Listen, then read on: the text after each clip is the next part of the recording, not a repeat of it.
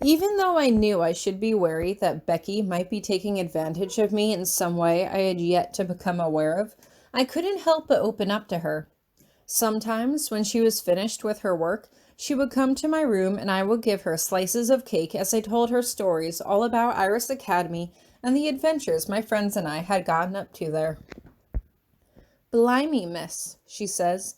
"That sounds like right fun it does." "Yeah, it was fun," I say. I catch a glimpse of my face in the mirror, sad to see that it looks almost wistful. But that's the problem with good things. They all have to end sometime, some sooner than others, unfortunately. "That they do, miss," Becky agrees with a quick nod of her head. "And speaking of, I think it's time I best be going before the missus catches me off my work." "Oh, 1 second," I say to her as I quickly head into the cabinet. "I asked Mariette to fetch you a meat pie when she was in town today. It's all baked and sealed up, so you don't have to worry about any crumbs from the cake or anything like that." "Oh, this is delightful," Becky says with a fond smile. "Sponge cake is a heavenly thing, but it melts away like—" She seems to struggle and fail to find an apt comparison. "If you understand, miss, these'll just stay in your stomach." "I hope they'll fill your stomach," I say sadly. "I heard Miss Minchin send you to bed without supper last night. Even if you make a mistake, you shouldn't starve for it. Just let me know what you want and I'll try to get it for you. Beef sandwiches or rolls or sausages, whatever you want." "All that for me, miss?" she asks. "Why not?" I shrug. "I like to share food with you. No one else here really seems to enjoy the food that they're eating, but I watch you eat every last crumb of cake like it's your last meal. I'm sorry that I've been giving you cake for so long, though. Why didn't you just tell me you wanted something more filling?" I... Becky hesitates before her voice turns thick with emotion. "Oh, please, miss, no one's ever been so kind to me before, not even me own mum. How could I ask for more? How could I? You've done so many nice things for me, and if I still wasn't happy, that'd be right sour of me, don't you see?" I can't help but force a laugh for her sake. "But we're friends, Becky." She blinks. "Friends, miss?" "Friends," I confirm as I extend my hand, and she takes it nervously before she seems to relax as she shakes it. Her hands are badly calloused, but I pretend not to notice. "Good day, miss," she says as she darts into the hallway. She doesn't make it more than a few steps out my door when I hear Lavinia's angry voice from out in the hall. "There you are! You've been touching my things, haven't you?" "No, no, miss, I haven't," Becky begins, but Lavinia is on her like a lion on a mouse. "Oh, no? Didn't you clean my rooms?" Yes, miss," Becky starts. "But Then you touched my belongings, didn't you?" Lavinia demands. No, please, I beg your pardon, miss," Becky stammers, but I've heard enough as I barge out into the hall, trying to channel Professor Grabiner. "Let her be," I say, my voice as commanding as it can be as I draw myself up to full height. I knew right now I might be making a dangerous choice between my friendship with Becky and my tentative alliance with Lavinia, but Lavinia was mercurial and I couldn't trust her, not one bit. "Of course she's been in your rooms to clean them, and she may have moved something to dust it," I remind her. "That's not doing anything wrong, and so you have no reason to yell at her." "No reason?" Lavinia asks. "No reason for her to move my books so I cannot find them? Or to knock items off my tables and break my things? Or to put her filthy fingers on my underclothes? The impertinence of it!"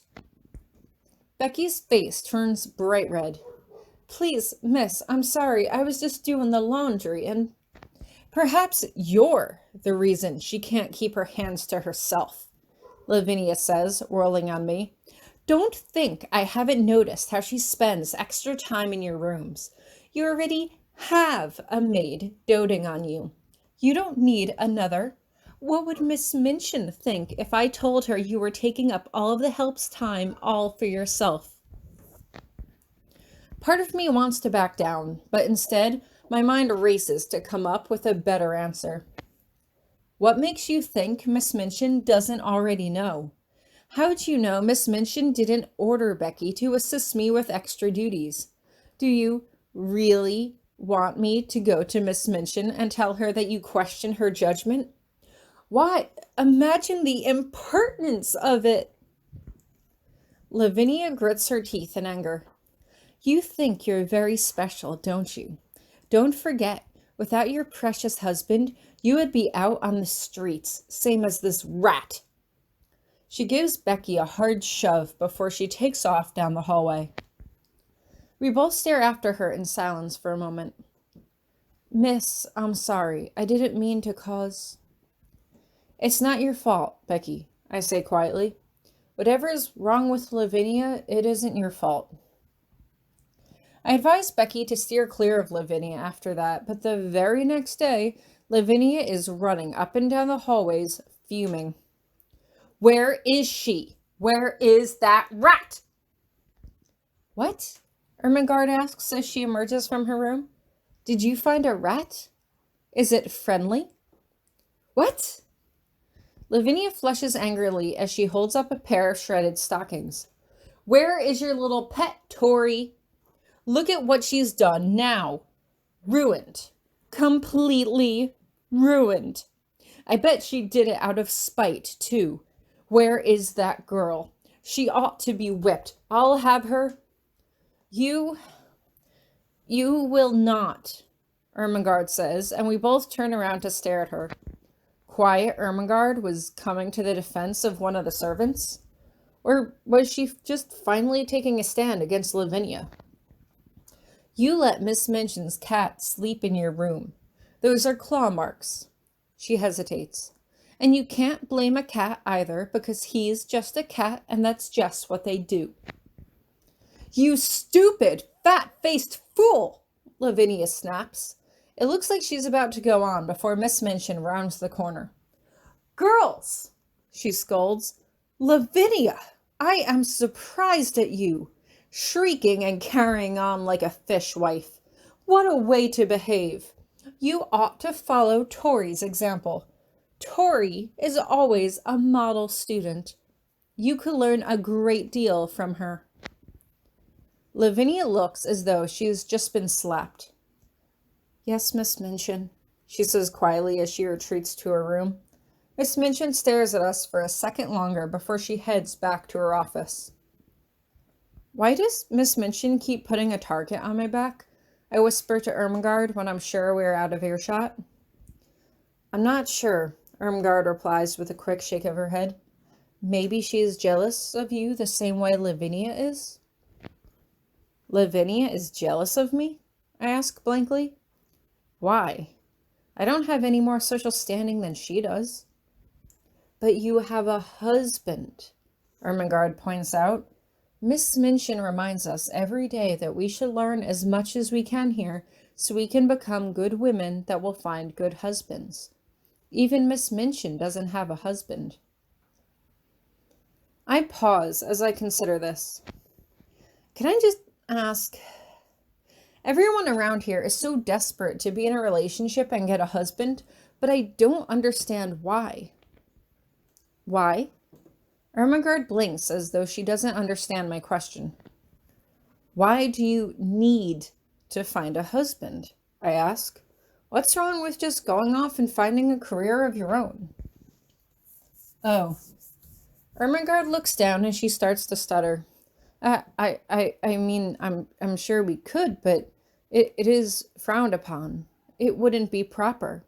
We were always taught that we need to learn how to become proper ladies, so we would find a wealthy husband to support us. But that just sounds so lame. I shrug my shoulders irritably. I'm sorry. I don't mean to be insulting your culture or anything. I just can't understand how anyone would want to basically spend their entire life looking to please someone so that they'd take care of them. But isn't that what marriage is about? Ermengarde asks.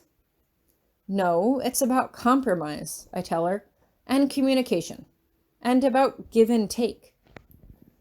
Because that's what you want, Ermengarde points out. But what does he want?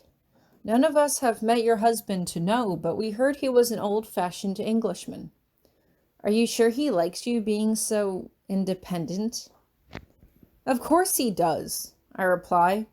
He might be English, but he's also spent a lot of time in America. Not every man is going to want a submissive wife just to agree with everything he says. I'm not sure, Ermengarde says as she shakes her head. Have you ever talked to him about it?